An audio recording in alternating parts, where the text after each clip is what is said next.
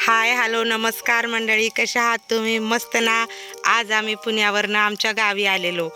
गावाकडे येण्याचं विशेष कारण म्हणजे काय, उन्हाळ्याची सुट्टी पोरांची. पोरांना गाव म्हणलं तर मज्जाच मज्जा.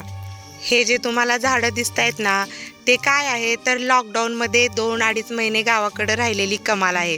आम्ही लॉकडाऊनमध्ये जेव्हा गावाकडं आलेलो तेव्हा हेच रोपं लावलेले होते.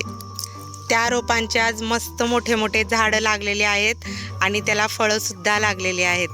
तर फळांचा स्वाद तर घ्यायलाच हवा. हे फळ म्हणजे काय आहे तर फळांचा राजा आंबा.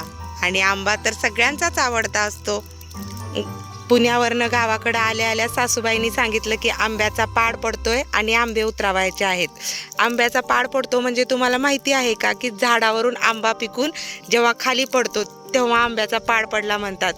आणि मग सर्व आंबे ना झाडावरनं काढतात आणि पिकायला ठेवतात. गावाकडं आंबे पिकवण्याची एक जुनी पद्धत असते.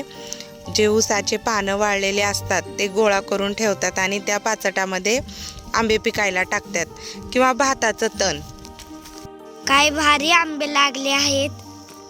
झाडावरून पिकलेले आंबे खाण्याची मज्जाच वेगळी असते. आणि तोच आमच्या आज पिल्लूने आंबा खाल्लेला आहे.